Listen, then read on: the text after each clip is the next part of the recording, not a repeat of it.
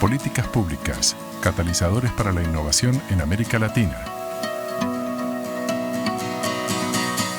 Camilo Trigueros, director ejecutivo, Centro Nacional de Registros, El Salvador. Guillermo Anló, Senior Specialist a cargo del Programa Regional de Política Científica y Tecnológica de la UNESCO para América Latina y el Caribe, Costa Rica. Víctor Martínez, concejal primero, Consejo Municipal, Municipalidad de Guatemala, Guatemala. Moderadora, Lilia Acevedo, socia Mi Niño, República Dominicana.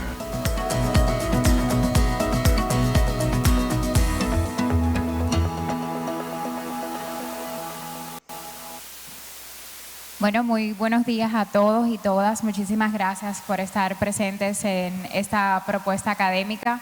Antes de dar inicio, me permito agradecer a CIPI, de manera especial a Matías, por la invitación que me hace para moderar este panel, con el cual me siento muy honrada. Igualmente a todo el comité organizador de ACIPI El Salvador, gracias por recibirnos con tanta dedicación, tanto entusiasmo y tanto esmero. De manera muy especial, muchísimas gracias a mis colegas y amigas, a Edna, a Morena Zabaleta y a todas las personas que han hecho esto posible. Yo no sé si Edna recuerda que cuando autorizaron hacer este seminario en El Salvador, ella me comentaba que por muchísimos años querían y no podían, y finalmente se hizo posible. O sea que enhorabuena a todo El Salvador por, después de 30 años, poder ser sede de esta conferencia. Muchísimas gracias a todos los que están aquí. Les doy la bienvenida a esta propuesta que se llama Políticas Públicas Catalizadoras para la Innovación en América Latina. Hoy nos convoca una conversación muy importante y es ver cómo las políticas públicas enfocadas en la innovación realmente pueden construirse, diseñarse e implementarse para fomentar toda nuestra región. Tengo un panel de lujo, me acompaña Camilo, al cual escuchamos ya hoy en la mañana, a Víctor de Guatemala y a Guillermo, que es realmente argentino y ha cambiado, ¿verdad?, el asado por el gallo pinto, todavía en proceso de adaptación en su nueva residencia costarricense. Y vamos a ver cómo ejemplos puntuales que los tres nos van a presentar, podemos ver que realmente pueden construirse políticas públicas que vayan muchísimo más allá de una intención, una mera intención, sino a ejemplos palpables, realmente diseñados para fomentar toda nuestra región. Yo creo que no es ninguna revelación para ninguno de nosotros como latinoamericanos que como región tenemos grandes retos, pero además de esos retos tenemos un gran potencial a nivel creativo, a nivel científico. Y en la mañana de hoy, bueno, me llevo del panel anterior que no tenemos ya que trabajar en colaboración, sino en coordinación. Creo que con los ejemplos que mis panelistas nos van a presentar en la mañana de hoy y esos modelos de éxito que han logrado cada uno a través de sus experiencias nacionales, municipales y a nivel internacional con la UNESCO, podemos ver que sí es posible construir políticas públicas que sean una realidad. Muchísimas gracias a los tres por decir que sí a CIPI y quiero entonces empezar, si me ponen la presentación. Aquí realmente no voy a hablar de lo que es innovación porque el foro ya está más que entrenado, pero quiero empezar la conversación preguntándole a cada uno de ustedes cómo pueden las políticas públicas catalizar el talento y el potencial innovador de nuestra región. Yo quisiera empezar contigo, Guillermo, si es posible. Si no hay más remedio.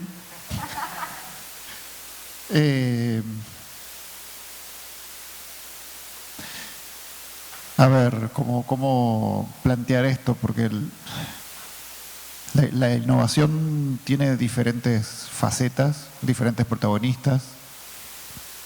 Se suele hablar de los sistemas nacionales de innovación, creo que habrán escuchado hablar el término. Yo creo que eso cada vez más está en cuestionamiento. Hoy veíamos también a la mañana que nos hablaban de cómo está cambiando la realidad y los sistemas nacionales de innovación no están exentos de esta cuestión. aparecen nuevos jugadores que son las grandes transnacionales, que son quienes están hoy teniendo incluso capacidades de investigación y de inversión mayores que la mayoría de los países. Y esto implica nuevos desafíos para el orden de la política y qué es lo que uno tiene que establecer. Pero me voy a correr un poco más hacia el lado quizás un poco más académico. Después, en todo caso, si querés me corro hacia la experiencia de política, pero me parece importante para dejar como marco de referencia entender que cuando uno habla de innovación se suele hablar o se suele asumir ciencia, tecnología e innovación, la CTI como parte de un paquete y todo el mundo habla de lo mismo y se habla tanto junto que se las ha fundido, pero se ha perdido la perspectiva de que en realidad son tres pilares que hacen a poder hacer un sistema competitivo y que necesitan tres conjuntos de políticas diferentes. Deben estar coordinadas, deben estar alineadas, pero en general no son las mismas políticas. Y en esa batería de políticas, uno podría empezar diciendo que es mucho más sencillo hacer políticas públicas de ciencia, donde es más, ¿a qué me refiero que es más sencillo? Una política científica uno se plantea desarrollar un campo del conocimiento, vamos a suponer medicina, entonces para eso hace falta tener escuelas de medicina, hace falta tener doctores que ejerzan la medicina y hace falta tener espacios de experimentación para llevar adelante la investigación en medicina. Entonces uno medianamente puede alinear, formar doctores en el exterior mientras forma academia en el interior del país y financia algunos laboratorios y empieza a financiar proyectos de investigación. Y al tiempo, porque todo esto también tiene una variable tiempo que es importante incluir, va a tener un sistema de ciencia en medicina. Tecnología ya es un poco más complejo y es otro tipo de política, porque acá uno empieza a incluir sector productivo o el Estado asumiendo una cuestión de producción. Estoy usando el ejemplo de medicina adrede por la pandemia, para recordar. Cuando todos estábamos desesperados porque se consiguiera una vacuna, eso era ciencia. Eso no era ni tecnología ni innovación.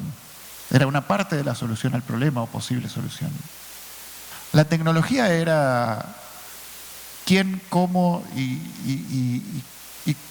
cómo vamos a producir, distribuir y llegar con la vacuna. Yo podía, cualquiera de los laboratorios que obtuvieron la vacuna, podían regalarla abiertamente, y perdón aquí en este ámbito decir, liberar patentes y propiedades intelectuales, que la mayoría de los países no iban a tener las capacidades técnicas para producirlas. Por lo tanto, ahí es donde entra la faceta de tecnología, no era solo el conocimiento o el saber qué o acceder a esa cuestión científica, sino era la capacidad de poder replicar, producir y llevar adelante. Entonces ahí eso es una política tecnológica. Una política tecnológica implica desarrollar capacidades en el país para poder producir algo, para poder adaptarlo, para poder adoptarlo.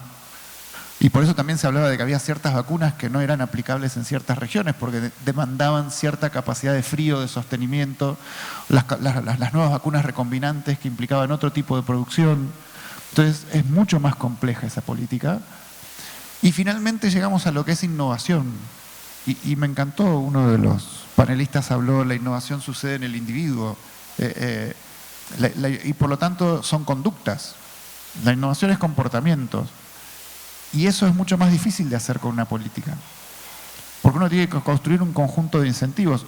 Es mucho más fácil decir, invierto y fabrico un hospital, que lograr que la gente vaya al hospital y se atienda en el hospital y genere un hábito o cambie su manera de comida o de alimentación o sus rutinas, que se vuelve innovador. Entonces, la política de innovación es, y por eso en general la innovación se asemeja y se usan muchas metáforas de la biología, y se habla de ambientes, se habla de sistemas, se habla de evolución, porque lo que hay que generar es un ambiente propicio para que surjan y nazcan las innovaciones. Ahora bien, yo puedo tener diseñadas políticas científicas para generar médicos, políticas tecnológicas para fabricar automóviles, y después pretendo ser innovador en software. No tengo alineadas las políticas. Entonces yo tengo que poder hacer, y eso es lo que empieza a ser más difícil aún, coordinar y alinear incentivos entre diferentes aspectos de política que responden a su vez a diferentes colectivos. Porque la política científica se vincula con la comunidad científica probablemente. Entonces el poder del lobby va a estar dentro de la corporación científica sobre el Estado para generar una cierta cantidad o cierto perfil de políticas que va a ser distinto en la otra punta a aquellos emprendedores que van a buscar ciertas cuestiones o hacer lobby porque sucedan cierto tipo de políticas, cierto tipo de leyes, cierto tipo de normas que faciliten su posibilidad de ser innovador o ser emprendedor.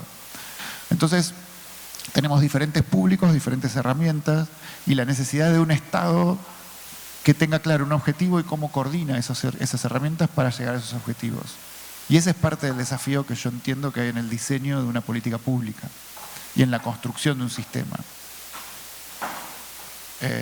No sé si acá dejo que alguien más conteste. Sí, pero... Guillermo, si tú crees que entonces, al entender una política pública de innovación, ese concepto de innovación, desde tu punto de vista, se acerca al de nosotros, que es la construcción de esos procesos para la creación de soluciones generalmente nuevas a nivel técnicas, a nivel científicas, funcionales, que sean capaces de ser protegidas y que a través de esa protección se alcance un reconocimiento y un desarrollo y un crecimiento económico. ¿Se asemeja a esa acepción de innovación desde el punto de vista de propiedad intelectual nuestra a la que tú tienes desde tu rol en esa construcción de las políticas públicas, o cómo tú percibes la construcción de esas políticas públicas alineadas a la innovación? Bueno, acá de vuelta entramos en cómo definimos innovación. Hay un manual internacional, que es el manual de Oslo, que en la OCDE, los países integrantes de la OCDE, los expertos definieron y consensuaron. Como siempre, las definiciones consensuadas no son absolutas. Hay gente que dice no me termina de incorporar, pero bueno, ahí hay una idea. Y ahí le plantean que toda actividad, o sea, todo producto novedoso o significativamente mejorado, proceso novedoso o significativamente mejorado, más marketing y comercialización asociado a eso, es lo que debe ser considerado innovación a nivel de empresa. ¿Y por qué esto es importante? Porque nosotros podemos aspirar a diferentes niveles de innovación. Nosotros podemos aspirar a que nuestro país, o poder ser el próximo Google, y eso estamos hablando muy en la frontera, o podemos estar buscando que nuestros productores agropecuarios incorporen algún sistema de seguimiento satelital en su producción. Cada productor que haga eso va a ser innovador porque está incorporando nuevo conocimiento y está potenciando su capacidad de producción. Y por lo tanto eso va a redundar finalmente en que toda la sociedad sea más competitiva y sea más innovadora. Ahora uno puede decir, está aplicando algo que ya existía, que no es novedoso. Sin embargo, como Estado, lo que yo quiero es que efectivamente todos se asimilen a eso. Entonces, por eso digo que ahí tenemos una tensión entre el innovador empresarial, que lo que busca es diferenciarse del resto, y la política pública, que lo que busca es que su sistema sea innovador y todos incorporen ese conocimiento. En algún punto, hasta podría decir, hay una tensión entre el Estado queriendo que su sociedad incorpore ese conocimiento lo más rápidamente posible y el innovador que busca protegerse para generar esa renta de innovación que le permita tener un tiempo. De manera exclusiva. Y eso probablemente es lo que la propiedad intelectual debe manejar, ese gap de darle ese reconocimiento y no romper el incentivo a que todos queramos ser innovadores, pero al mismo tiempo entenderlo en un tiempo prudencial que beneficie y todos nos podamos incorporar a ese salto. Creo que eso también es un desafío novedoso hoy en las temporalidades. En 1940, 1950, cuando se empieza a pensar en todas estas teorías, cada nueva innovación implicaba una destrucción de capital, de bienes, y entonces era un cambio fuerte, se daban cada muchos años. Hoy el cambio es permanente. Y entonces las posibilidades de que todos nos beneficiemos de ese cambio, también se abre permanentemente una oportunidad. ¿Cómo hacemos para manejar ese dilema, esos tiempos, esa temporalidad? Bueno, ahí hay un gran desafío en la política pública, en la interacción, desde la acción pública en los dos sentidos, en garantizar el derecho de propiedad, pero al mismo tiempo el derecho de acceso a todo el resto de la población. Yo quisiera continuar la conversación ahora con Víctor y Camilo y arrancando con Víctor. Si tú nos pudieras presentar ejemplos concretos que han funcionado en Guatemala y a través de tu gestión en el gobierno municipal, alineado al tema de la mañana de hoy, y luego conversando un poquito también con Camilo, quisiera también conocer la experiencia por parte de ustedes y continuar la conversación y agarrando un poquito aquí con lo que nos deja Guillermo.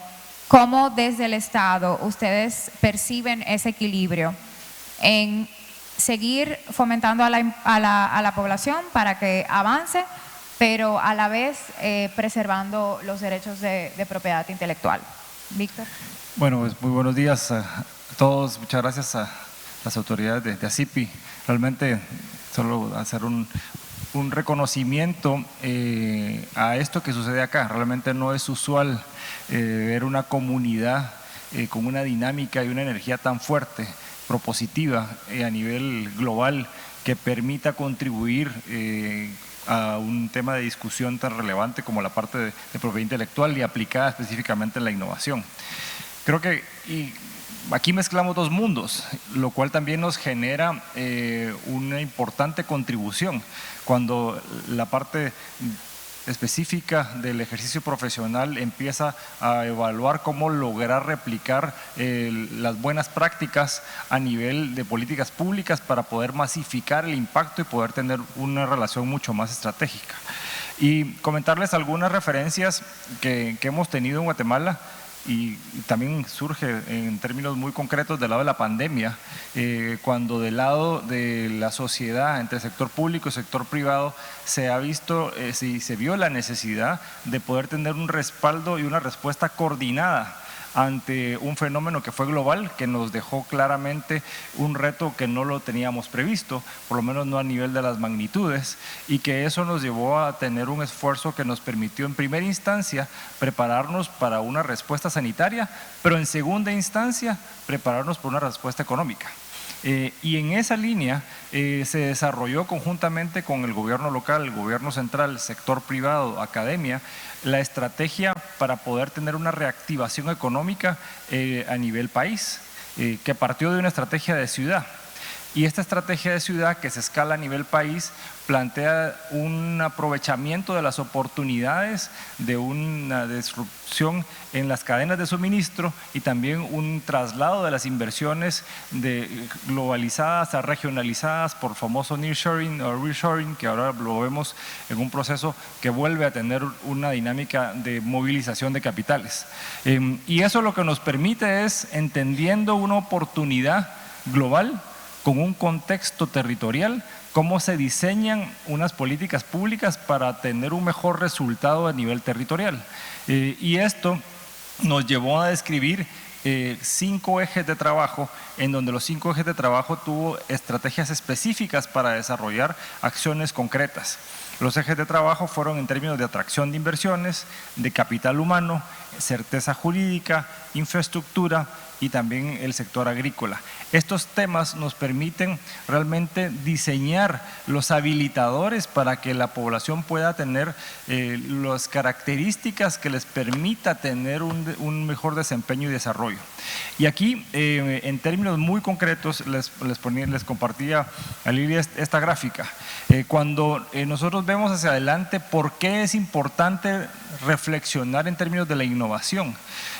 Porque la escala de crecimiento se vuelve exponencial en el momento que se logra tener un proceso escalado de poder generar una mejora, una optimización. Y eso es parte de lo que nosotros empezamos a identificar. Y parte de ese esfuerzo, en una primera instancia muy concreta, fue identificar que Guatemala y Guatemala ciudad tenía un nicho de oportunidad muy específico para poder dar servicios al resto del mundo. los famosos BPOs y KTOs, y para poder habilitar los servicios de BPOs tuvimos que desarrollar una especie de pensum académico que permitió la enseñanza del idioma inglés. Y el siguiente escala para poder generar una política pública que permitiera la innovación es la parte del KTO, empezando por la programación. Entonces la política pública se transformó y se trasladó en un tema muy específico, en donde identificamos que Guatemala tiene 45,000 personas en la industria de BPOs y que podemos tener un potencial de 110,000. Y el habilitador de pasar de 45,000 a 110,000 es poder educarles en el idioma inglés desde básicos hasta la parte universitaria. Y de la misma forma en la parte de programación. Cómo lograr acceder a que más empresas puedan tener un destino de servicios en programación cuando el principal habilitador era la parte del recurso humano. Y ese recurso humano permite que las personas puedan tener mayor ingreso, pero a la vez también las empresas puedan tener una mayor capacidad de desarrollo. Y entonces aquí lo ven ustedes en pantalla como un planteamiento muy concreto, y es para poder generar la innovación tenemos dos elementos claves. Uno, como lo mencionabas, las capacidades de emprendimiento y las capacidades de innovación, y hacia abajo las capacidades técnicas que permitan que las personas puedan evolucionar en sus roles. Coincido totalmente con lo que decía Guillermo, que la innovación pasa por el desarrollo de habilidades blandas, que no únicamente es la generación del conocimiento, sino también la disposición del ecosistema que permita a las personas poder dedicarse a un rol o una actividad que le pueda dar beneficios adicionales económicos, pero que también entran en el ámbito de la incertidumbre. Y es por eso que aquí, como lo ven ustedes en esta pirámide, lo ponemos como dos ejes. Tenemos que darle las capacidades a las personas para emprender por un lado, pero también las capacidades para innovar tienen un cimiento, y eso son las instituciones que respaldan para que esto suceda.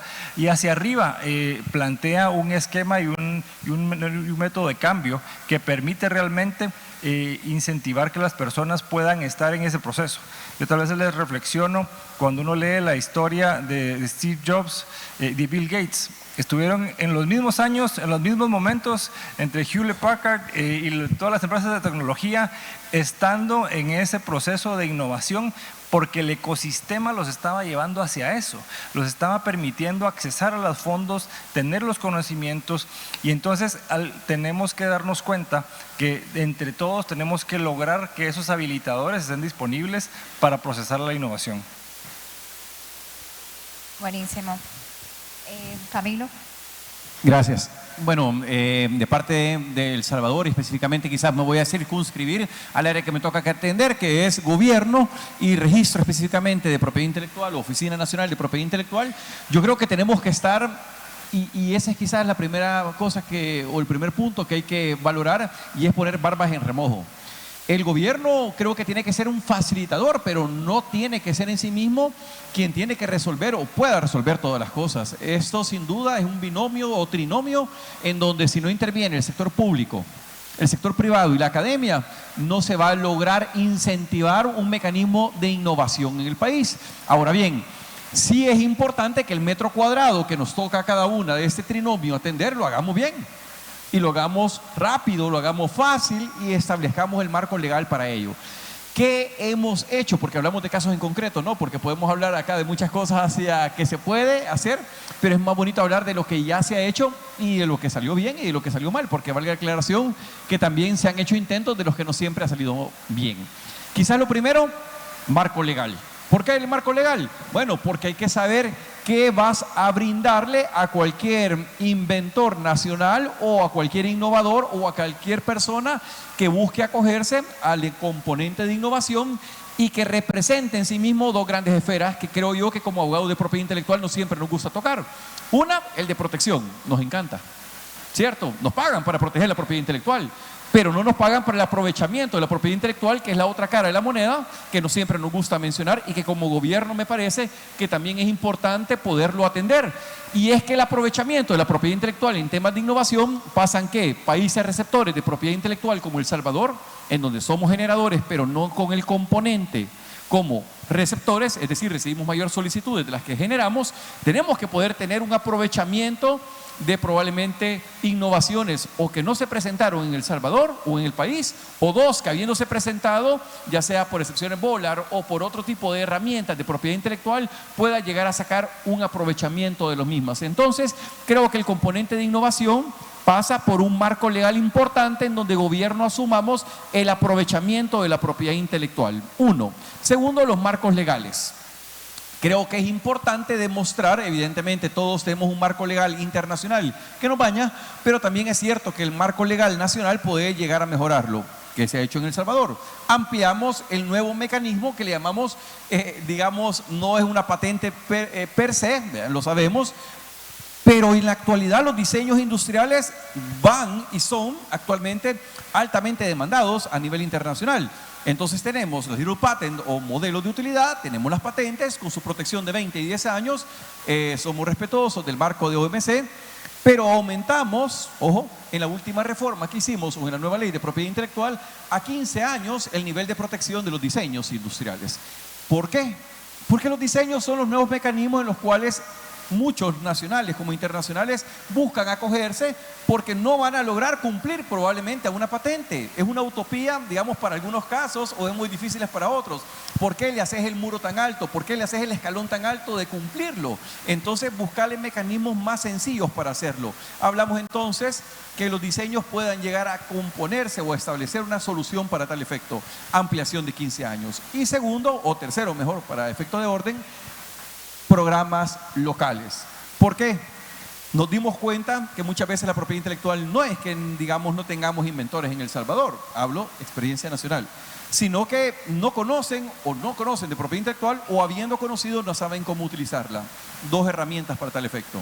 Los CATI, Centros de Apoyo a la Tecnología e Innovación, ya tienen larga data en nuestra región. Acá no voy a venir a hablar de CATI cuando ya los CATI son famosos en cada uno de los países, desde República Dominicana, pasando por Guatemala y por todos. OMPI se encargó de hacerlo famoso en toda la región, pero en El Salvador no funcionaban. Entonces los CATI vienen a ser un mecanismo para que aquel emprendedor o innovador cuya capacidad económica no tiene los $500 hora para pagarle a un despacho, que puede suceder, entonces nosotros poder como oficina atender y ayudarle a llenar una solicitud de patente, de diseño, de modelo. ¿Por qué no? Juez y parte, no, diferente. Juez sigue siendo aquel que lo va a examinar, el examinador. Parte, ¿por qué sí? Porque tenemos que enseñarle a nuestros innovadores a llenar una solicitud de patente con todas las reivindicaciones, que no sé cuántos de acá lo han hecho, que me imagino que varios son expertos en propiedad intelectual. Yo también estudié propiedad intelectual y aún así no me atrevo a llenar una solicitud de patente con lo complejo que es la misma. Y si, habiendo estudiado propiedad intelectual, el llenar una solicitud de patente es tan complejo, que no será para un emprendedor o innovador cuyo muro o cuyo escalón sea tan alto como llenar una solicitud de patente. Pero a pesar de eso queremos tener solicitudes nacionales, ¿o no? ¿Por qué? Porque queremos aparecer en el GII, Índice Global de Innovación, por sus siglas en inglés, punteados de los puntos arriba, ¿no? Por tener presentaciones nacionales. Pero ¿qué estamos haciendo para lograrlo? Fuimos a buscarlos a innovadores. Estamos enseñando propiedad intelectual. Yo creo que ahí es importante entonces que como gobierno asumamos esa capacidad por medio de los CATI, por medio de escuelas de propiedad intelectual. Y finalmente, para cerrar la pregunta, hicimos a través de OMPI, con apoyo de universidades, dos grandes temas que en la presentación, por cierto, los menciono. Y es uno, el hecho de llevar un concurso de innovadores universitarios. Incentivar, sí, incentivar. Monto económico, sí, monto económico, se dio un cheque a los ganadores.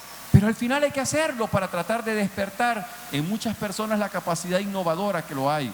Actualmente, gracias a esos 2 años consecutivos que llevamos con el proyecto Ideas Disruptivas, hemos logrado que al menos una solicitud de patente nacional tenga ya, por medio de PCT, presentaciones internacionales. Para nosotros un logro, claro que lo es nuestra primera presentación en muchos años.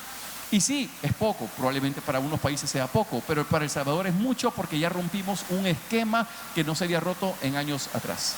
Entonces, tal vez el primer hito o uno de los hitos desde el lado del gobierno central ha sido tal vez reconocer la importancia de la propiedad intelectual y cómo eso realmente impacta la comunidad y contribuye con el desarrollo. Entonces, creo que podemos coincidir que debe haber una voluntad política Definitivamente, primero, apostar ante todo. porque si ese gobierno, le decía el presidente el 1 de junio de 2024, y decía, este quinquenio no es el quinquenio de la seguridad, eso ya lo pasamos, es el de la economía, señores. La economía creo que es importante y el componente de propiedad intelectual es transversal. Gobierno que no lo reconozca está dijéramos, destinado a perder su innovación y a perder también la inversión pública interna y la inversión privada externa.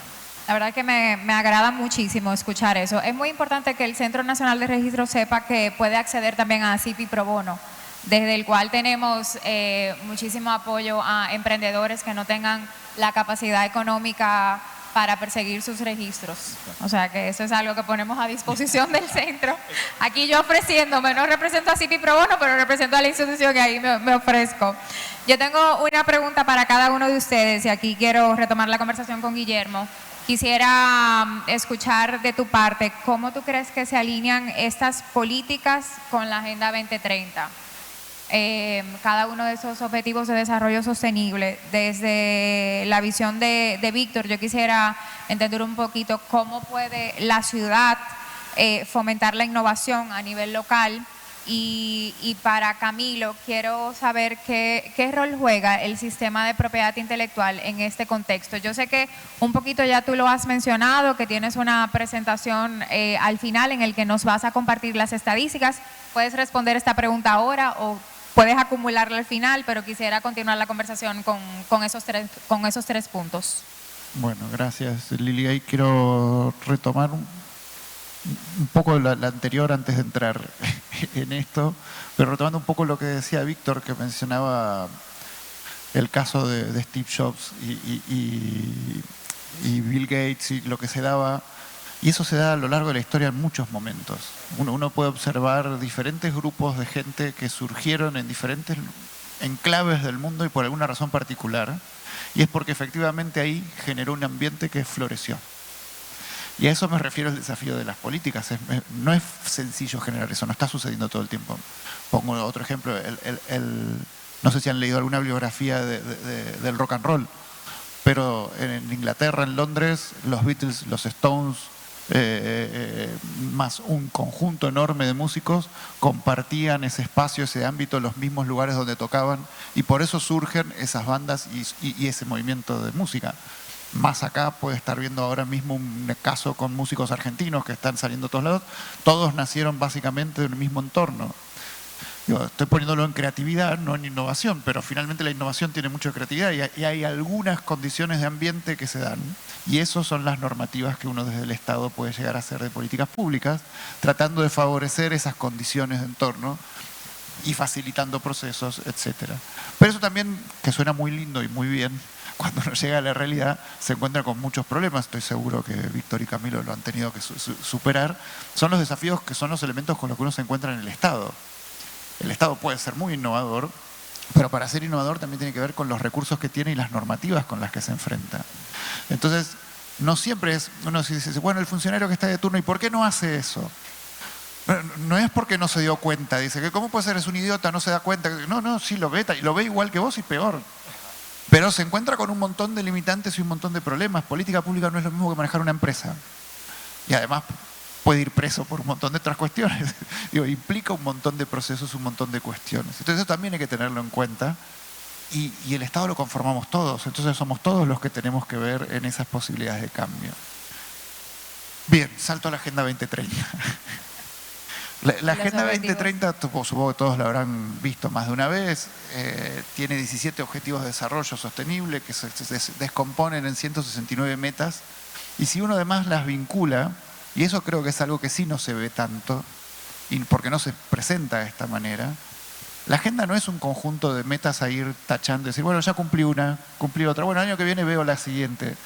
En realidad es una agenda integral.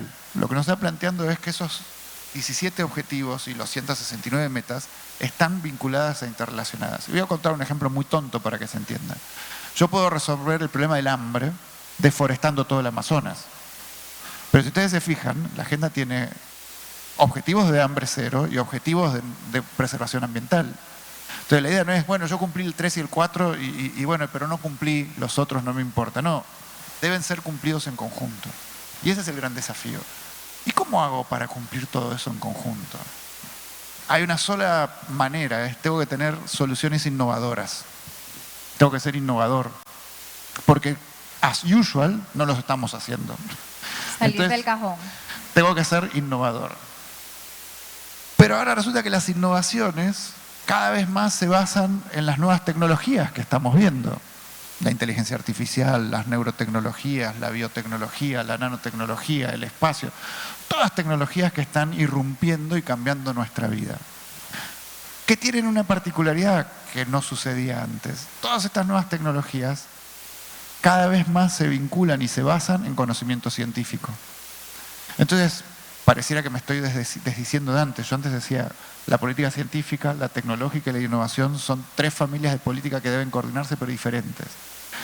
Pero además, agrego el desafío, para ser innovador tengo que tener tecnologías que se basan en ciencia. Y por lo tanto, entonces tengo que tener buenas políticas científicas que me den basamento para tener buenas tecnologías, ya no sea ni siquiera para desarrollarlas, para poder incorporarlas. Vuelvo al ejemplo de las vacunas. Si yo no tengo un buen sistema científico, mucho más difícil se me iba a hacer poder interpretar los conocimientos tecnológicos que avanzaban para paliar el COVID. El uso de máscaras, los respiradores, las vacunas que aparecieron. Si yo no tengo capacidades de absorción, a eso se le llama, la sociedad tiene que tener ciertas capacidades de poder incorporar ese conocimiento, es difícil que sea innovador y por lo tanto es difícil que pueda generar soluciones que me permitan alcanzar los objetivos de esa agenda. Y un último mensaje nada más para entender, que también es importante. ¿Por qué esa agenda se creó, se planteó y los países del mundo la aprobaron? Porque todos vivimos en un mismo planeta. Y lo que antes era el problema de mi vecino, que no me importaba, y voy a volver a poner el ejemplo de la pandemia. ¿Dónde empezó la pandemia? Exactamente al otro lado del mundo. ¿Y cuánto tardó en afectarnos? Semanas. Estamos todos en el mismo barco. No todos tenemos las mismas herramientas ni la misma capacidad de responder, pero los problemas que suceden en ese barco nos afectan a todos. Y mi vecino ya no es el de la puerta de al lado. Mi vecino puede estar al otro lado del mundo. La salvación no es individual ya. No. Víctor. Tal vez si regresamos al slide anterior, porque parte de lo que estamos viendo, creo que si se puede regresar uno atrás. ¿Atrás? No, creo que sí. No, me estoy adelantando. Ah, sí, perdón. Creo que si pones el botón de abajo. Bueno, desde la ciudad lo que vemos es justamente abordar este reto con la complejidad de poder ser parte de una pieza de un rompecabezas más amplio y entenderlo como un sistema. Y parte del esfuerzo que nosotros vemos es que las políticas públicas y lo que se puede hacer como país tiene que tener 4 características: una visión de largo plazo, un respaldo estrictamente técnico, una orientación a la acción urgente y una amplia base de apoyo. Y para que estos 4 principios puedan tener éxito, se necesita una metodología para poder llevar a cabo una estrategia, una ruta. Y parte del esfuerzo con el sector privado, academia, el sector local y central, hemos adscrito este esfuerzo de la parte de innovación y emprendimiento a una metodología de MIT, que es lo que ahora ven ustedes proyectado en pantalla, que es el Fondo Regional para el Emprendimiento, Aceleración del Emprendimiento. ¿Y qué plantea este esfuerzo? Al principio les había hablado que teníamos capacidades que estamos desarrollando para la innovación y para el emprendimiento, que eso es un primer triángulo que respalda el habilitador para que las personas puedan estar propensas a la innovar. Pero eso no es todo. Abajo tenemos que tener coordinados los actores. Y aquí ya se habló de financiamiento, se habló de esquema legal, se habló de habilitadores, y eso es lo que nosotros tenemos previsto, como cómo los actores se organizan para poder estar discutiendo y diseñar conjuntamente una estrategia. O sea, tenemos este triángulo que ven ustedes acá, que permite realmente habilitar el proceso de innovación y permite habilitar el proceso de generar emprendimiento. Y esto lo que al final del planteamiento nos da es un mayor impacto hacia la sociedad. Creo que en términos muy concretos, yo revisando este esfuerzo y decirles también que solo el hecho de estar acá lo pone a uno en reflexión de la especialidad que ustedes representan en la parte de propiedad intelectual. Y revisando el informe de la OMPI en el 2023, importante los 3.5 millones de patentes que se registraron hacia 2023, en incremento hacia 2022, el decremento del registro de las marcas de los 15 millones de marcas, pero con una tendencia hacia la baja. Diseños industriales han incrementado en 2.8% y variedades vegetales ha incrementado en 6.6%. O sea, vemos que el mundo está registrando más patentes, registrando más diseños industriales, registrando más variedades vegetales, pero cuando nos vamos a las regiones, Asia está con el 68% de los registros. Norteamérica tiene el 17.8% de los registros y América Latina tiene el 2.5% de los registros. Y cuando hablamos de esos registros, hay una diferencia entre quién los registra, si los residentes o no residentes. China registra cerca del 95% de sus patentes, diseños industriales, variedades vegetales, es registrado por sus residentes. En América Latina es al revés. El 80-90% de las patentes registradas en América Latina son registrados por no residentes. Y entonces tenemos que, y les traslado esto porque solo el hecho de estar en contraste con una autoridad iberoamericana de la propiedad intelectual, entender que hay algo que está sucediendo a nivel global, también me hace oxigenar este esquema que ustedes ven acá para el verdadero reto que estamos enfrentando, porque no estamos generando las condiciones como Latinoamérica para poder tener un ecosistema innovador. Y probablemente si invertimos en desarrollar capacidades de innovación y capacidades de emprendimiento, los exitosos lo que van a hacer es que van a migrar a Estados Unidos, van a migrar a Asia, van a migrar a Europa y vamos a nosotros dejando ir de lado nuestro bono demográfico que permite generar riqueza en el proceso.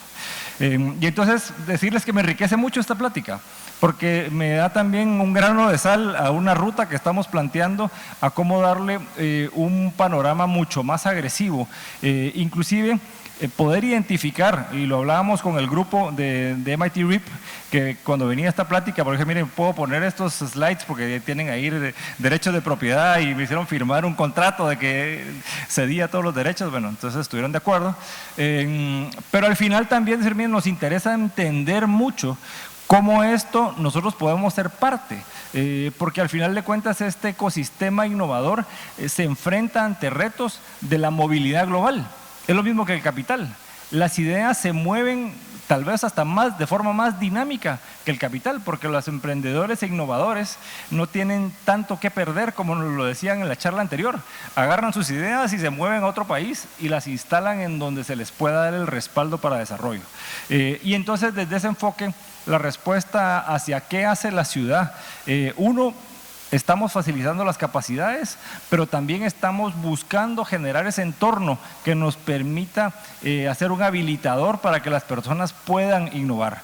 Y desde ya, seguramente vamos a buscar que dentro de los actores, en una de estas sillas, entre la parte academia, entre la parte ejecutiva, corporativa o los fondos de inversión, seguramente ASIPI nos pueda respaldar de cómo esto tiene que fortalecerse a nivel de políticas públicas, de innovación del ecosistema y que permita tener mayor habilitadores. Muchísimas gracias. Camilo, ¿quieres acumular tu comentario para el final, verdad? Yo quiero hablar un poquito ahora de los retos. Guillermo adelantó algo al decir que puede haber muy buena voluntad, pero a veces tenemos limitaciones para la implementación. Yo que tuve una experiencia de Estado, desde afuera, la verdad es que no lo entendía hasta que estuve dentro, del otro lado de la gestión, y me di cuenta que puede haber mucha voluntad, pero la misma construcción del Estado a veces me genera obstáculos Yo quisiera escuchar de parte de ustedes tres, bueno, desde el punto de vista de una sociedad internacional y desde el Estado, por parte de Víctor y de Camilo, ¿cuáles son esos principales desafíos que ustedes enfrentan para la implementación de las políticas? Y también algo que hemos venido conversando toda la mañana, ese nivel de colaboración o de coordinación ahora que hay que tener, si ustedes entienden que todos los actores del sistema están realmente bien coordinados. ¿Quién quiere empezar?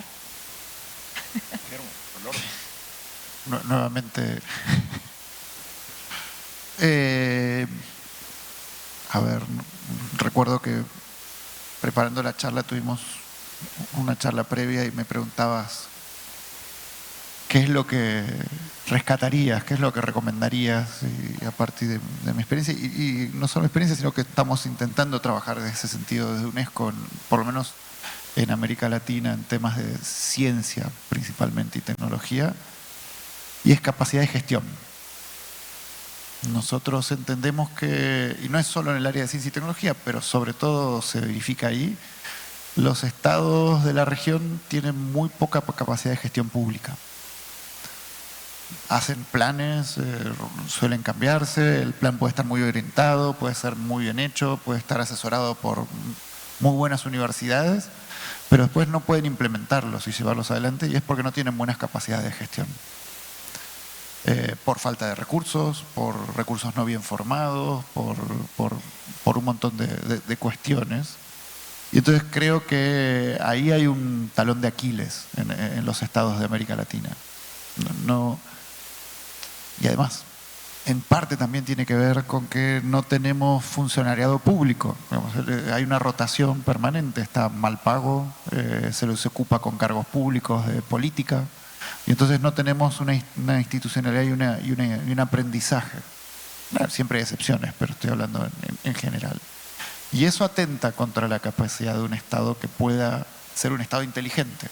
En general estamos discutiendo si el Estado es grande o chico, y muchas veces nos perdemos de foco que la discusión no pasa por si es más grande o más chico, sino por si es más o menos capaz de ser lo que tiene que hacer. Y ahí creo que tenemos que hacer una apuesta por generar eso. Y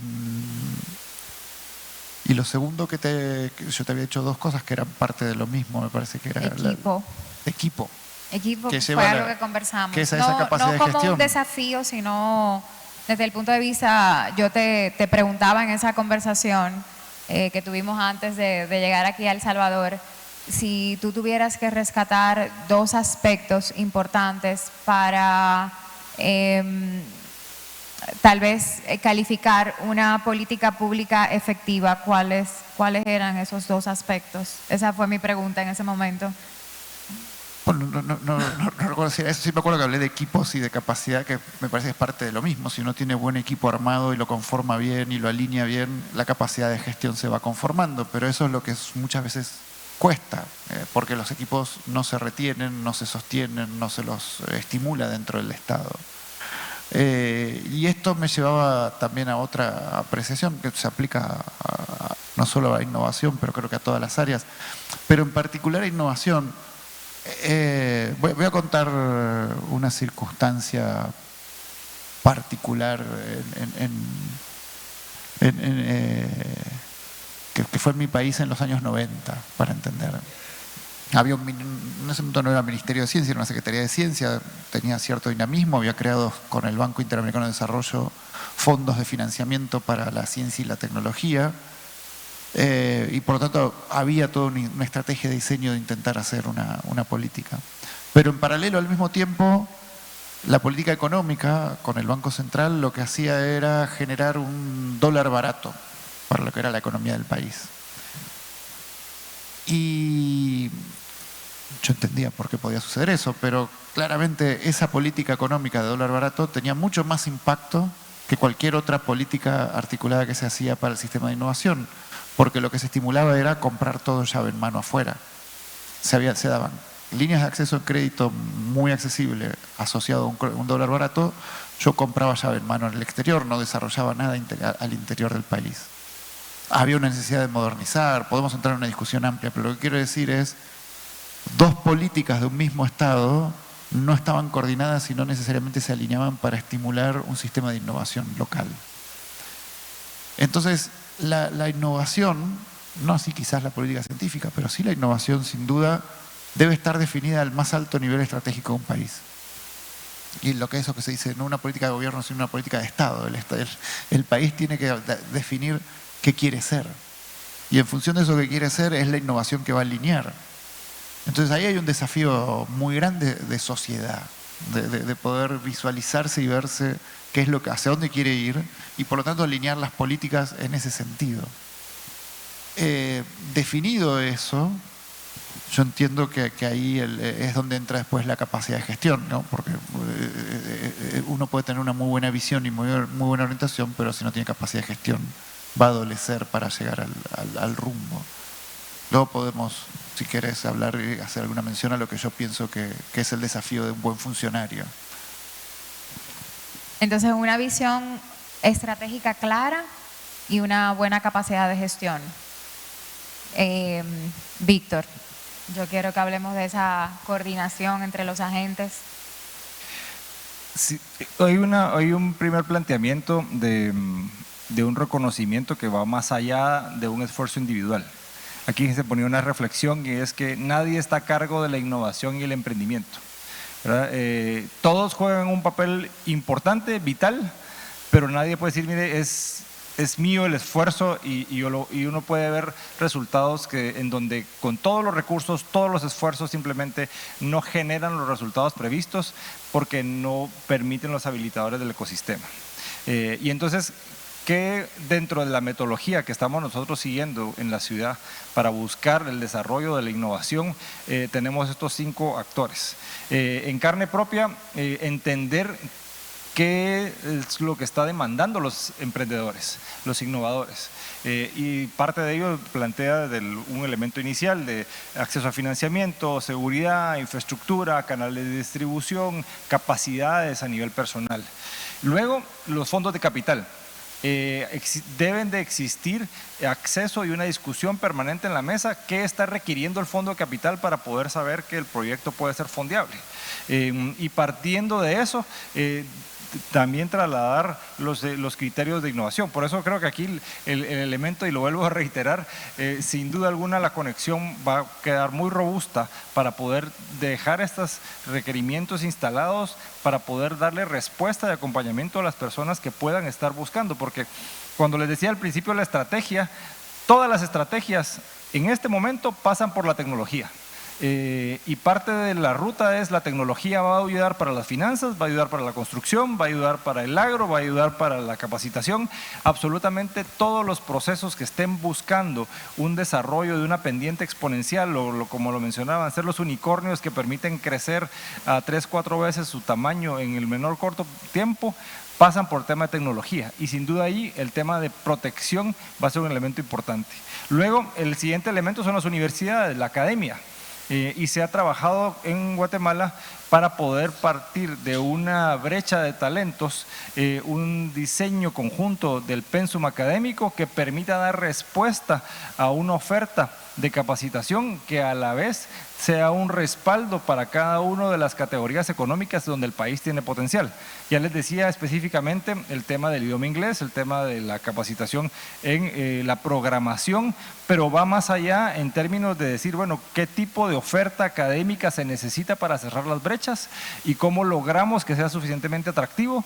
Y ahí nos generó otro reto adicional, es cómo logramos el volumen, y para eso nos tocó que diseñar programas de becas, porque las personas no estaban dispuestas a no trabajar, generar capacidades y después salir al mercado laboral si no tenían un ingreso mínimo garantizado. Y dentro de la parte universitaria, por eso es importante en el ecosistema estar vinculado con el sector financiero que permite dar préstamos privados, pero también el sector de gobierno que permite dar becas al empleo, en donde ya llevamos 3 años consecutivos en donde estamos destinando cerca de entre 100 o 150 millones de quetzales, son unos 15 millones de dólares, específicamente para becas que están destinadas a temas y tópicos que hemos nosotros priorizado por la demanda de lo que se está haciendo las empresas para poder generar el nivel de desarrollo. Y el gobierno, pues obviamente que logra permitir este nivel de detalle. Si vemos hacia adelante, creo que hay una masa en específico. ¿Cómo estamos organizados? Estamos organizados específicamente con instituciones, con personas, con una metodología de rendimiento de cuenta semanal que establece cada uno de los procesos. De hecho, la semana pasada fue la graduación en la cohorte 2025 del MIT RIP y bueno, y ahora ya nos toca qué pasar a implementar. ¿En dónde nos hace falta todavía la parte de cómo esto se replica hacia políticas públicas? Es cómo lo logramos traducir a propuestas técnicas que terminen de institucionalizarse. Porque aquí estamos a nivel de alianza, que eso creo que en el siguiente slide lo vemos, cómo esta alianza se constituye en un acuerdo formal y después cómo se institucionaliza. ¿Cómo logramos que este espacio de creación y de discusión y de propuesta pueda tener un enfoque muy concreto para poder darle continuidad en el tiempo? ¿Puedo hacer un comentario antes? Porque también me parece interesante. Perdón, Camilo, si me permitís. Claro.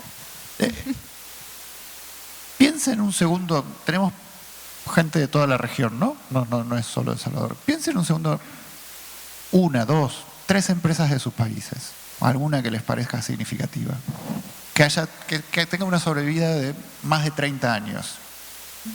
¿Sí? Sí. Piensen en la historia de su país los últimos 30 años, la alternancia de partidos, de medidas, de situaciones, de crisis.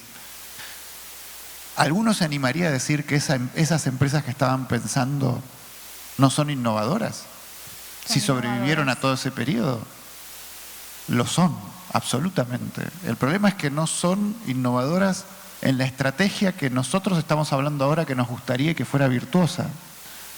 Hago esta aclaración para intentar entender la diferencia. No es que no son innovadores nuestros empresarios o nuestras empresas, pero nuestros empresarios son innovadores con incentivos alineados a la supervivencia en esquemas y ambientes sumamente hostiles. Son el escorpión en medio del desierto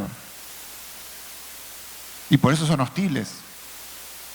Y nosotros, para generar innovadores del estilo que nos gustaría, tenemos que generar condiciones estables que les garanticen una circunstancia de apuesta y de crecimiento virtuosa. Y eso es un desafío enorme, porque tenemos que consolidar países estables primero para lograr eso. Camilo, yo quisiera que habláramos un poquito de esos ejemplos de buenas prácticas que hayan impactado positivamente al ecosistema de la innovación. Bueno, traigo algunas en la presentación, no obstante quizás... Como prefieras, si quieres acumularlas todas, yo puedo avanzar y pasarle si quieres comentarlas ahora perfectamente. Yo sé que Víctor trajo también unos ejemplos y tú tienes una presentación muy ampliada. Y tengo que decirte que te quiero comprometer públicamente para llevar a la Oficina Nacional de Propiedad Industrial de la República Dominicana a digitalizarse completamente utilizando el modelo tuyo. O sea que quiero comprometerte públicamente para que nos colabores con eso, porque eres un gran ejemplo en la región. Pero tal vez quizás algunos ejemplos que considero son importantes mencionar son los programas definitivamente trabajando con universidades. Una de las cosas que en El Salvador, no sé si habrá pasado en otros países, que creo que sí, pero en algunos más que otros, es el hecho que si queremos incentivar la innovación tenemos que empezar por un sector estudiantil en donde nosotros le apostamos. Ustedes lo han dicho muy bien, creo que los 5 sectores que han mencionado tanto Víctor como Guillermo incluyen estudiantes, incluyen universidades, y algo que encontramos en El Salvador, que creo no será diferente en algunos de los países latinoamericanos, es que no existían políticas públicas de protección de propiedad intelectual. Entonces empezamos preguntándonos cómo buscamos que los jóvenes pretendan proteger sus invenciones, sus marcas, sus derechos de autor, si ni siquiera existe dentro de las universidades el mínimo estándar, que es una política pública de protección de la innovación interna de la misma universidad. Así que lo primero que hicimos fue sentarnos con todas las universidades del país a través de un programa de la OMPI, de la cual, por cierto, me lo mencionaron hace un rato, Gustavo Schott nos ayudó, y se generó políticas públicas específicamente vinculadas a protección de la innovación adentro de las universidades. ¿Qué es lo que no puede pasar? Lo que no puede pasar es que las invenciones que se den en las ferias de ciencias, en las ferias científicas, en las monografías o en las tesis que en nuestros países hoy por hoy está sucediendo, pues evidentemente sean ocupadas al mejor postor de alguien sumamente más listo, venga y los proteja y luego ocupe el monopolio que precisamente la propiedad intelectual pueda llegarle a dar a partir de la invención de un tercero por una falta de protección. Y eso nosotros como gobierno somos responsables a partir de que no tenemos dentro de las universidades políticas de protección de la propiedad intelectual.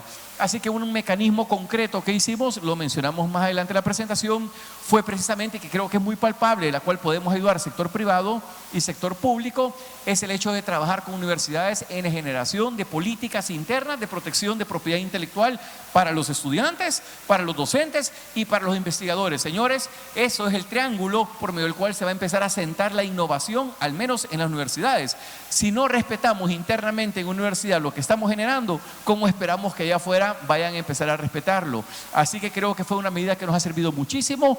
12 políticas de propiedad intelectual generadas a 12 universidades del país, todas encantadas, todas empezándolas a poner en práctica, y creo que con eso no aspiramos a haberlo logrado todo, pero al menos sí haber logrado lo básico para empezar a sentar desde ahí las bases o el fundamento necesario o el andamio que nos permitan seguir creciendo.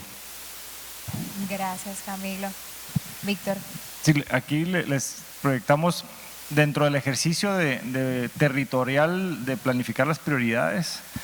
Hicimos un estudio y eso nos acompañó McKinsey & Company para poder evaluar cómo lo han resuelto otros países en Latinoamérica. Y parte de las rutas que han estado implementando es poder unir dentro de un mismo territorio mucha oferta que finalmente permite habilitar ese entorno. Ya lo hablábamos a nivel de actores, ahora lo hablamos a nivel de territorialidad. Tener un territorio en donde puedan confluir la academia, pueda confluir la parte de la tecnología, pueden los servicios, la parte hospitalaria, donde pueda generarse ese espacio de creación de oportunidades, es el ejemplo que nosotros hemos visto y estamos buscando avanzar en esa línea. Tenemos ya un espacio que se ha denominado el TEC en la ciudad de Guatemala, en la zona 4, en donde empieza a generar un ecosistema de innovación. Inclusive se ha generado en el país la autorización de zonas económicas de desarrollo especial que tienen incentivos fiscales que les permiten no solo estar orientados a la manufactura, sino también estar orientados al servicio. ¿Y qué es esto en términos muy concretos? Es también la importancia de poder tener algo visible. Al final de cuentas, como humanos que somos, el tener una referencia, un landmark, un hito, nos termina de atraer como personas para poder generar una dinámica de proceso. Les trasladaba un ejemplo en términos de los jóvenes, también que uno empieza en algún momento a ver que miren, es que estos jóvenes no tienen responsabilidades, dejan todo a medias, no tienen compromiso con esto y lo otro. En realidad, cuando uno los escucha y les habla, sí tienen compromiso siempre y cuando estén involucrados con una causa y estén involucrados con algo que los haga estar realizados. Y es por eso es que votan los proyectos porque no les satisface. Dice, esto no vale mi tiempo y prefiero dedicarle el tiempo a algo que sí me haga feliz y realizable. Y entonces sí hay una sabiduría detrás, aunque tal vez no necesariamente la compremos y nos dé un shock cultural o generacional, pero la realidad de los jóvenes que están llevando a decir, miren, yo le voy a dedicar mi tiempo a lo que me realice, también plantea la oportunidad de poder estar situado en un lugar en donde no solo tengamos el ecosistema a nivel de habilitadores, sino también el ecosistema a nivel de instalaciones físicas, que sumado a todas las ofertas permita también orientarnos hacia ese camino. Y el siguiente idea que les iba a compartir, no sé si está bien en el slide, es cómo esto nos lleva a lograr dar el paso a estar organizados, a estar institucionalizados y lograr también tener un respaldo y compromiso de mediano y largo plazo. Bueno, es justamente acá. Vemos en este slide cómo los ecosistemas que más perseveran están institucionalizados. A nivel de asociaciones informales, equipos organizados, tenemos un ejemplo, ¿verdad? Alianzas formales a nivel de convenios, pero en donde se incrementa el impacto es en donde hay instituciones con una conformación mixta, en donde asumen responsabilidades y permiten una cuenta-ansia en términos muy concretos hacia la ejecución de los resultados. Buenísimo. Antes de terminar, yo quiero que por favor las personas de producción me ayuden a poner la otra presentación. Camilo quiere presentarnos los avances del Centro Nacional de Registro. Para aquellos que no son salvadoreños, y esto fue algo que a mí me impresionó grandemente, es que aquí hay un centro nacional que se encarga de prácticamente todos los registros, salvo algunas excepciones.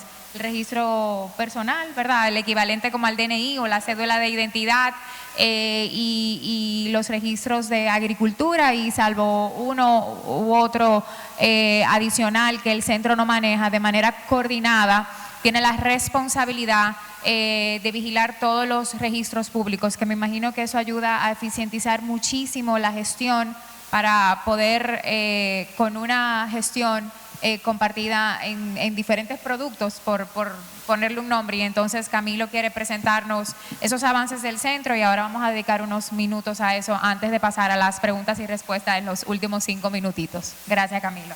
Claro. Bueno, gracias. Yo sí, ¿verdad? Y voy a copiar a Guillermo, que le gusta pararse. Yo también soy tan intranquilo que no me puedo estar sentado haciendo una presentación. Tengo cerca de 20 minutos, trataré de ser tan veloz como pueda. Ya de por sí hablo con 2X, dicen algunos, ¿verdad? Cuando le ponen el WhatsApp 2X, así hablo, dicen. Así que no puedo ponerle 4X, pero voy a tratar de hacerlo lo más veloz que pueda, sin desmeritar algo. ¿Qué es el CNR? Lo primero que les quiero contar. Bueno, en El Salvador tenemos que compararlo muy parecido a lo que pueda tener Costa Rica u otros países como la región, como el INDECOPI, o en Costa Rica el Registro Nacional. Es decir, en una sola institución se aglutinan 5 de los principales registros del país. El inmobiliario, que se llama por sus siglas Propiedad, Raíz e Hipoteca; el Instituto Geográfico y del Catastro Nacional; el Registro de las Garantías Mobiliarias; el Registro de Comercio; y el que yo sé que nos interesa a todos los que estamos acá, que es el Instituto Salvadoreño de Propiedad Intelectual. Pero me pidieron hablar de innovación y definitivamente trataré de no sacar y romper el tema que muy bien lo ha presentado Lili. No obstante, sí mencionar que para que la innovación se dé, y lo decían precisamente en su momento personas que me antecedieron, es importante que si este país, entiéndase El Salvador, le quiere apostar a la inversión y a la reactivación económica, al menos los trámites registrales, vinculados, los de propiedad intelectual inclusive, sean rápidos, sean eficientes, sean buenos. Y para ello, entonces, a partir del año 2019, específicamente 2021, en el que llegamos específicamente al registro, empezamos a apostarle a los servicios en línea. Yo sé que esto ha sido ultra comentado desde pandemia, en línea, todos, señores, del sector privado hasta el público. Hablábamos de los servicios en línea después de la pandemia. Nos obligó la pandemia a hacer los servicios en línea. Pero lo cierto es que en algún momento pudieron haber parado o se pudieron haber detenido. En el caso de nuestra institución, nada más alejado. La apuesta es a seguirlos manteniendo en línea y, si es posible, aún potencializarlos. ¿Qué estamos hablando entonces? Que encontramos un Centro Nacional de Registros con 28 trámites al final de 2021 y que actualmente tenemos 133 trámites en línea. ¿Qué hemos ocupado para tal efecto? Nos enamoramos de la firma electrónica. Creo que la firma electrónica es maravillosa, nos facilita a todos, pero luego encontramos una herramienta mejor que la firma electrónica y se llama sello electrónico, donde no necesita que la persona humana intervenga en ciertos procesos. Sé que en la evaluación, evidentemente, de una marca, ¿cierto? Para ver la anterioridad, hay que tener una persona física, humana en hacerlo. Pero hay otros que no necesitan hacerlo. ¿Por qué usted necesita dar una certificación o emitir algún documento con una persona humana si lo puede automatizar? Y el sello electrónico entonces es esa herramienta que hemos ocupado para tal efecto. Es así como nos hemos convertido en la institución de gobierno con mayor número de documentos emitidos con firma electrónica y ahora con sello electrónico, que no necesita la presencia humana. ¿Qué significa entonces? Que podemos brindar servicios a las 12 de la noche, un día sábado, de forma automática, siempre y cuando exista una pasarela de pago. Y lo siguiente es los servicios a un tan solo día. ¿Por qué servicios a un tan solo día? No lo sé. El presidente dijo, tenemos que ser rápidos y eficientes en hacer las cosas, y donde evidentemente se resuelve rápido, ¿qué pasa? no puede existir corrupción. Así que sí se puede hacer, quitarnos ese paradigma. ¿Es imposible resolver en un día? No, no es imposible. Hay voluntad y se puede hacer algo. Y siempre están los miedos y los paradigmas que dicen, no se puede. Pues podemos decir que sí se puede, hay que romper ese paradigma. ¿Cómo una compraventa pasa en un día? Bueno, antes hacíamos un escaneo inicial y me gusta contar esa anécdota porque es realista. Cuando te presentan un testimonio o una compraventa y te decían, hay que escanear el inicial, pero eso te alargaba mucho el trámite. Sí, pero puede ser peligroso porque si se nos pierde el documento dentro del registro, ¿cómo queda constancia de ese documento? ¿Cuántos se nos han perdido? Ninguno. Entonces, ¿por qué lo hacemos? Por la costumbre. Y sé que la costumbre empieza a ser entonces una barrera mental para todo funcionario, para todo técnico, que al final dice, lo hago porque así se ha hecho siempre. ¿Y por qué? Y te has preguntado las 3 veces por qué, que marca Fisher, ¿no? Y dice, ¿por qué? ¿Por qué? ¿Por qué? Y sí se puede, entonces. Quitamos ese escaneo inicial. ¿Cuántos se han perdido? Ninguno todavía. Y espero que no se pierdan tampoco. Pero se puede, y entonces aspirás y decir si se puede resolver un solo día. Y cuando la gente se motiva hacia las cosas salgan rápido, es un círculo virtuoso. Actualmente llevamos 302 servicios a un tan solo día y documentos emitidos con firma electrónica llevamos 164.000. Hablemos ya en materia. Creo que esta no era la última presentación que habían mandado, pero igual sí, se puede la última, excelente. En la anterior creo que estaba, pero igual en esta, mencionar para que empecemos a hablar en sustancia. ¿Nos han aumentado los signos distintivos? Sí, hemos crecido. ¿Cuánto? Un 6%. Ojo los números, analícenlos sobre la base de un país como El Salvador, ¿no? 13.523. Un número récord. Los que tiene estrellita es que nunca en la historia de los 25 años, de casi 30 de historia del registro de la propiedad intelectual, ahora Instituto Salvadoreño, habíamos recibido tanto número de solicitudes. Pero también hemos modificado ciertas cosas para hacerlas mejor y más rápido. Existe un boletín de índole electrónico en donde las publicaciones, antes tenías que ir a la Gaceta, en el caso de Guatemala, en El Salvador se llamaba Diario Oficial. Tenías que ir a diarios de circulación nacional para estacionarte, pagar, irlos a comprar, irlos a presentar al registro. Eso se acabó, señores. Logramos que en el nuevo esquema de propiedad intelectual de El Salvador, el marco legal nos permita tener un boletín electrónico de tal suerte que hacemos un one-stop shop. Paramos, emitimos nuestra solicitud presencial o en línea y inmediatamente al día siguiente te estamos diciendo si la marca se encuentra o no disponible. Admisibilidad. Segundo, si se encuentra disponible, ahí mismo le mandamos un link de pago para que perfectamente pueda ocupar tarjeta de crédito o vaya a un banco y pague su publicación. Una vez pagada la publicación, esperamos los 2 meses que establece desde París, que todos los países lo tenemos, así que ahí no nos vamos a engañar ningún país del mundo, ¿cierto? Y después de los 2 meses, inmediatamente, si no existe oposición, le mandamos un pago. ¿Para qué? Para que pague los $80 restantes y en ese sentido le emitamos al día siguiente su certificado en línea de registro de marca. Así es ahora. Esos son los tiempos y acá no me dejan mentir los abogados de propiedad intelectual que se encuentran representados y son los nuevos tiempos de respuesta que tenemos en el país. En los depósitos de obra sí fallamos porque no lo logramos hacer en un día, los hacemos en 4 horas. Le decimos a la persona vaya a tomarse una gaseosita, una soda, mientras espera su depósito de obra.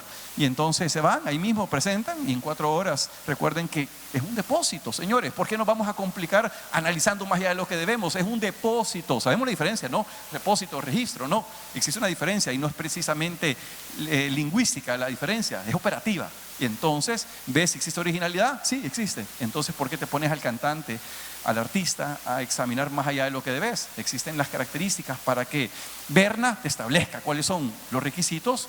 So pena, paga los $11.43 y en 4 horas recogía su certificado y con la internacionalidad que ustedes saben que el derecho de autor tiene, ¿no?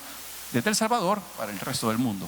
Así que se puede hacer de esa manera. En materia de patentes, modelos de utilidad y diseños, pues hemos crecido también el número de solicitudes. Evidentemente hay una nueva ley que nos ayuda. ¿Habíamos logrado esto sin la nueva ley? Sí. Pero la nueva ley viene a ser un catalizador que nos ayuda precisamente más a poder realizarlo ahora de una forma digital, porque antes lo teníamos que hacer físico. El decreto legislativo 66, emitido en 2024, pero vigente desde febrero de este año, dimos 6 meses de vacatio legis o de tiempo de aplicación para que la gente se ilustrara respecto de la ley, ahora ya es una realidad. Y hay aspectos de mejora que vale la pena mencionárselos a muchos de ustedes. No solo cambió el nombre del registro de propiedad intelectual por Instituto Salvadoreño de Propiedad Intelectual, sino que, como yo le digo, hemos evolucionado de la labor de un registro a la labor de un instituto que tiene mucho más competencias que simplemente registrar. Quizás, y los he puesto en color amarillo como un componente diferenciador, el hecho de que hoy tenemos ya una competencia formal dentro de la ley para difundir conocimiento y cooperar con organismos internacionales en la educación de la propiedad intelectual. Eso no es labor de un registro, pero sí de un instituto, el educar propiedad intelectual, celebrar convenios de cooperación, orientar sobre reglas de presentación y trámites, publicar, precisamente, hoy ya tenemos la facultad de publicar nosotros, no tenés que ir a otro lugar para hacerlo, y finalmente fomentar la solución alterna de controversias, lo cual nos lo decían el panel anterior, el hecho de que la propiedad intelectual, pues administrativamente hablando, es cierto, no lleva un componente de protección per se en sí mismo en defensa de los derechos, pero ya empezamos a sentar las bases para lograr al menos el componente de la solución alternativa de controversias dentro de una oficina donde sé que en Guatemala, Colombia, entre otros países, tienen más avances al respecto y copiamos lo que puede llegar a ser bueno para nosotros. Eso nos ha permitido reducir los tiempos y los costos. Sí, costos, escucharon bien. Es decir, yo sé que en cualquier parte del mundo todo tiende a incrementarse, en El Salvador tendió a bajarse. Si valía $80 las publicaciones, que es lo que más o menos andaban pagando las publicaciones impresas, además de lo físicamente tener que ir al lugar, a la Gaceta, al diario oficial, los de circulación nacional, a pagarlo, entre 40 y $80, hoy el costo es 50 y una sola publicación y por lo tanto lo tenés de forma vigente. ¿Quiénes se benefician? Todos. ¿Cómo se benefician? No tenés que estar haciendo la revisión física de los periódicos y lo puedes hacer electrónica. Y entonces el watching, monitoreo o la revisión de verlo lo puede hacer un salvadoreño, lo puede hacer un extranjero, lo puede hacer cualquiera. ¿Cómo? A través del boletín electrónico. Entonces hemos ampliado también el canal donde no nos olvidamos que también el sector privado y sector despacho privado pueda tender a beneficiarse de eso no solo en la presentación, sino que en la defensa de derechos también, porque le permite el monitoreo más efectivo. La centralización de publicaciones y la simplificación en los trámites precisamente. ¿Cómo hacemos para hacer el trámite? Bueno, ocupamos identidad digital, un mecanismo que la Secretaría de Innovación y ahora el Registro Nacional de las Personas Naturales, que es uno de los registros que no tenemos por el momento, digamos, se encuentra afuera.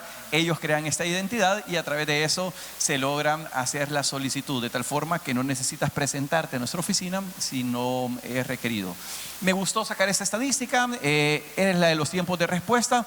Si bien es cierto, en 2021 tardábamos cerca de 5 días en los tiempos de respuesta en los servicios del registro de propiedad intelectual y ahora ISPI, actualmente cerca de 0.46, es decir, medio día nos tardamos. ¿Y cómo lo hacemos?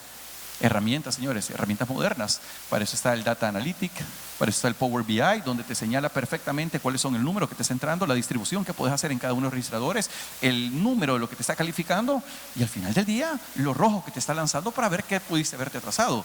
Desayuno, almuerzo y cena. Desayuno, almuerzo, cena. Monitorear. Entonces también las herramientas tecnológicas son nuestros aliados y nunca tenemos que dejarlas de perder o tomar en cuenta para lograr tiempos de respuesta oportunos. Ya lo mencionaba cuando abríamos el evento esta mañana y me gusta esta lámina, me encanta esta lámina. Es la lámina que nos cuenta que la historia de El Salvador en materia de signos distintivos no ha sido siempre igual. Hemos logrado que el 24% de nuestras solicitudes sean sobre productos vinculados a la gastronomía y productos alimenticios. Sé que ya las debieron haber probado y si no los invitamos a probar las pupusas, pero yo creo que son también famosas. Bueno, una pupusería ya está presentando su nombre comercial, su marca.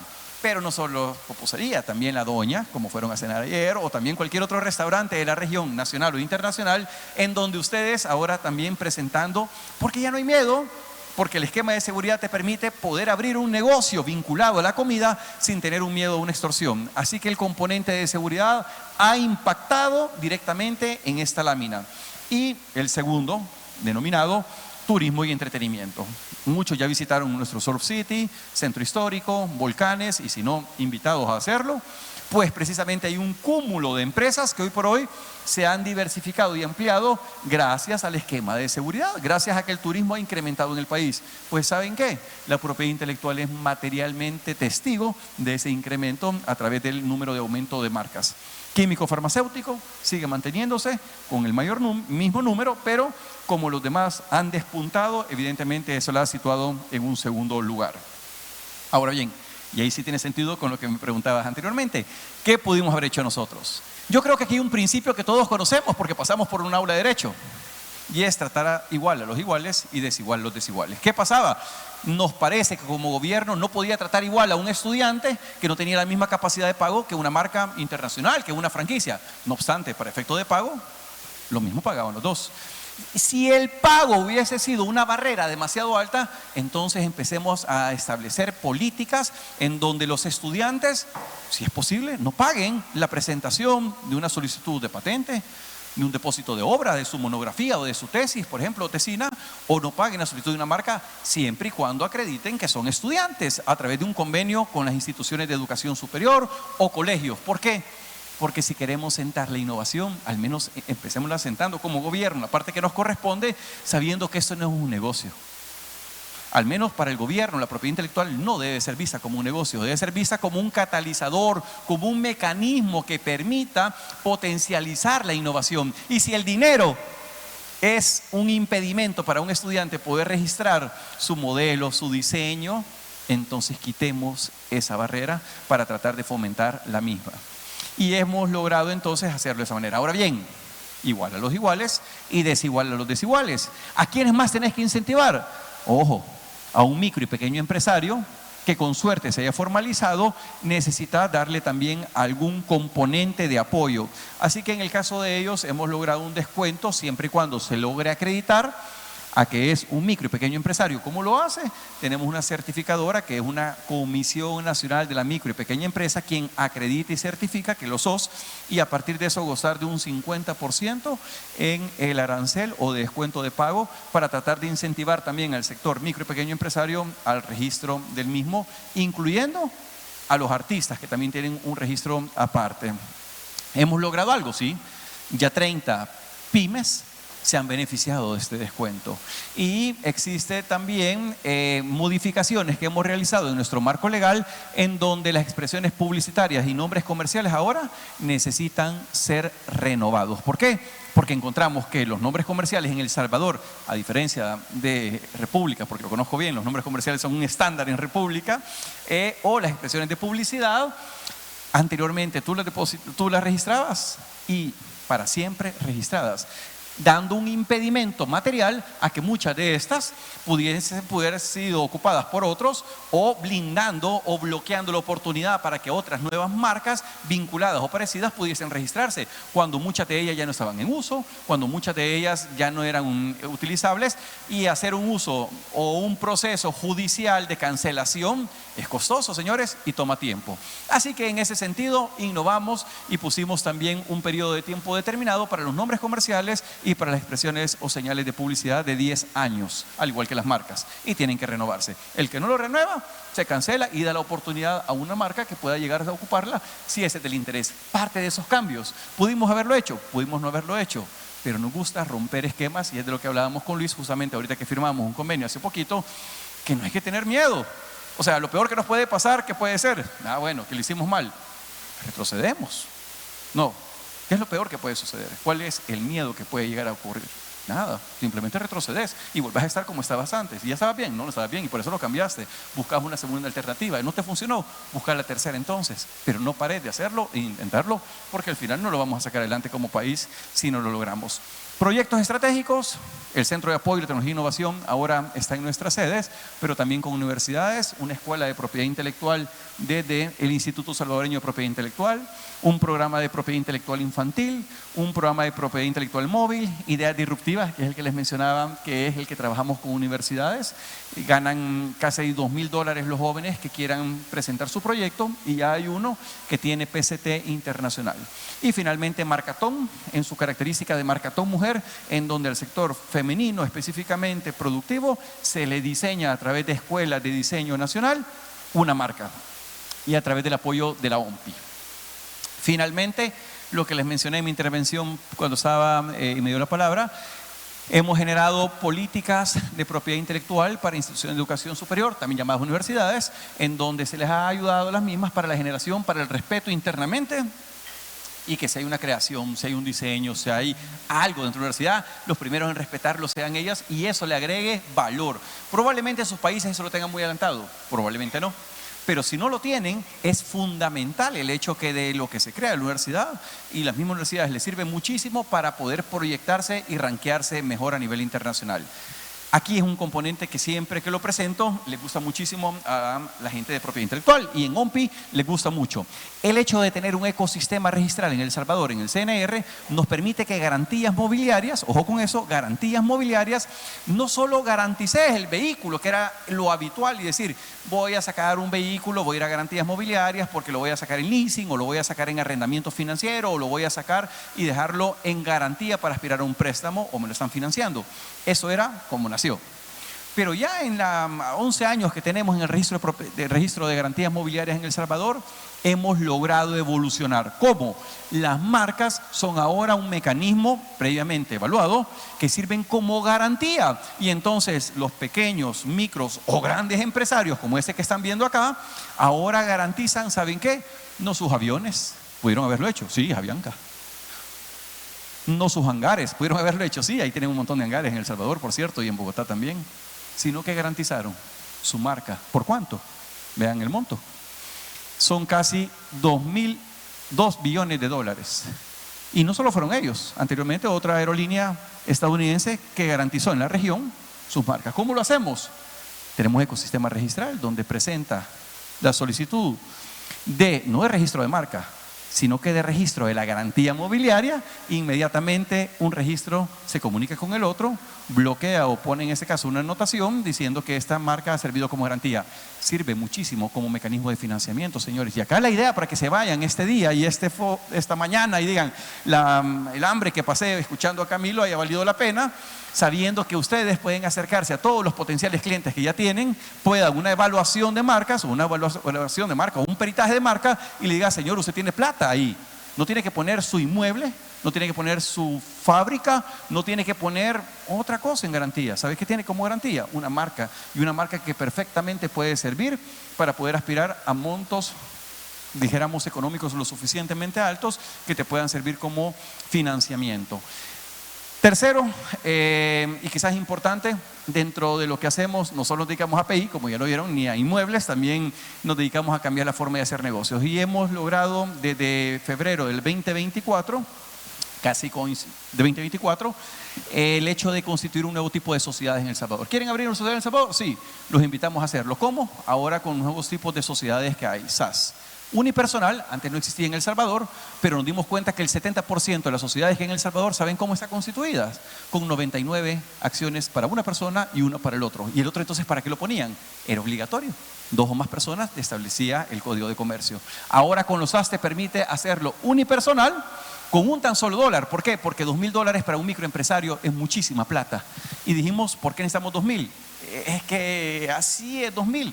Si es que los negocios no son componentes de $2,000, son un componente de confianza y de riesgo, que valen por veces más el establecer confianza y riesgo para poder generar negocios. Así que pusimos un tan solo dólar de capital semilla para constituir una sociedad. Y no son temporales, son permanentes. Segundo, no sea la necesidad de pagarle entre $500 y $2,000 a un notario para poderlo hacer. Son formularios físicos o electrónicos que inmediatamente presentas en el registro. ¿Por qué electrónicos? Porque lo puede hacer un salvadoreño desde el extranjero y desde allá puede constituir su SAS de forma unipersonal, con firma electrónica. Y finalmente no paga derechos de registro. Eso es un atractivo para que la formalización de micro y pequeños empresarios nos permita dar. Y cuando lo empezamos a hacer, la historia de esto es bien bonita, porque lo hicimos en 2024, evidentemente con el apoyo de OCDE, Operación de Desarrollo Económico de los Países, Banco Mundial, la OEA, todos hablaban de la SAS. Lo hicimos y empezó a rendir muy buen fruto. Pero quizás lo bonito de esto, y aquí va la parte de propiedad intelectual, es el hecho que cuando tenés un registro de comercio también dentro del ecosistema registral, le preguntas, vamos a ver cuántas SAS empezaron a registrar ya marcas. ¡Hey, sorpresa! Y nos dice Salvador Lizama, director de PI, ¿saben qué? 155 sociedades nuevas de este tipo creadas SAS ya son dueñas de 280 marcas. ¡Hey! Entonces está viendo que eso está funcionando. Porque si una sociedad ya fue creada de forma unipersonal, con un tan solo dólar, pero empezó a inscribir ya sus marcas, entonces significa que algo serio está sucediendo acá y que existe este ecosistema de protección de derechos y confianza y por tanto quizás los pininos para que parte de la economía se vaya moviendo. 35% ha sido constituidas en línea, 65% de formato electrónico, perdón, al revés, en línea y 65% presenciales, 40% porque les gusta mucho datos de cumplimiento de Naciones Unidas han sido realizados por mujeres, 40%, ojo, importante el dato, y finalmente 8 millones de capital por el momento. Nuestro nuevo registro de propiedad intelectual que actualmente se encuentra construyendo y que entiendo que algunos probablemente van a visitar el día de mañana. Un pequeño repaso, ¿verdad? Todavía me quedan un par de minutos, pero es un pequeño repaso nada más de lo que quería mostrarle porque creo que vale la pena también dar un pincelazo de lo que se ha hecho y de lo que nos falta por hacer, porque todavía eso solo es el inicio de muchas cosas grandes. Gracias.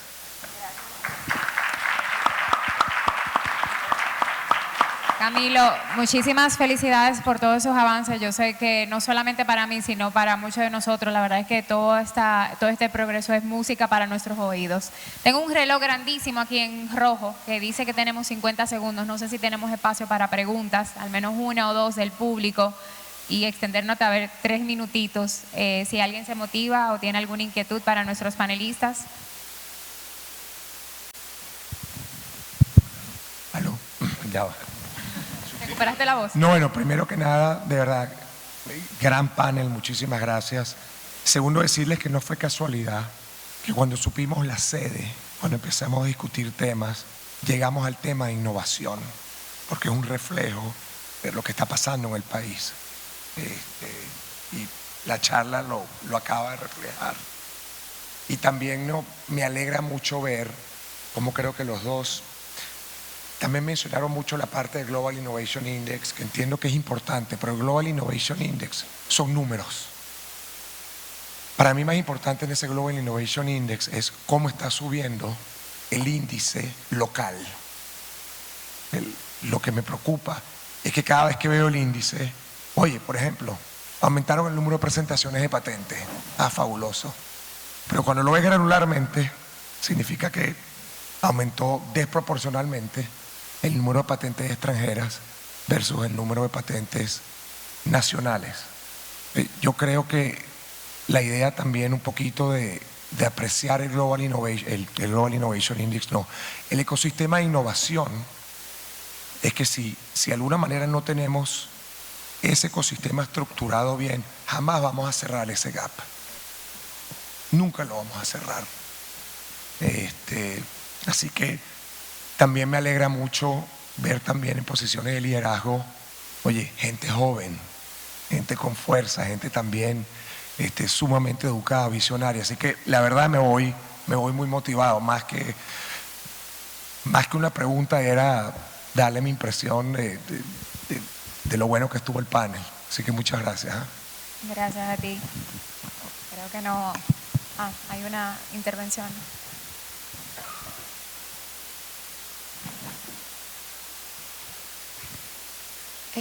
Hola, muchas gracias. Lorena Rojas, vengo representando a la OMPI. Les quiero dar un saludo a los 4 de parte del señor Alejandro Roca, quien ha sido la persona que ha ayudado, es el director del centro de apoyo, los centros de apoyo a la tecnología e innovación, los CATIs, y específico sus 4 países que forman parte de la red CATICARD. Han sido Costa Rica, usted es argentino, pero representa a Costa Rica, Guatemala, República Dominicana, que tuvimos recientemente un evento, y El Salvador.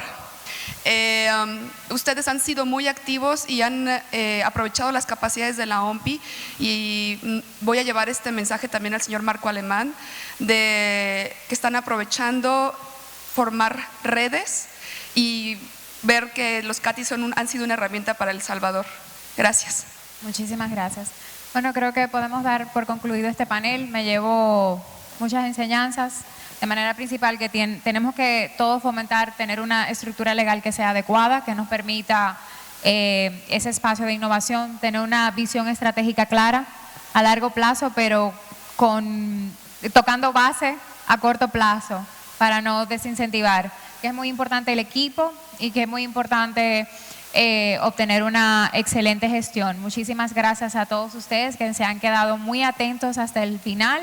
La agenda de este evento continúa. Muchísimas gracias por su presencia. Feliz tarde.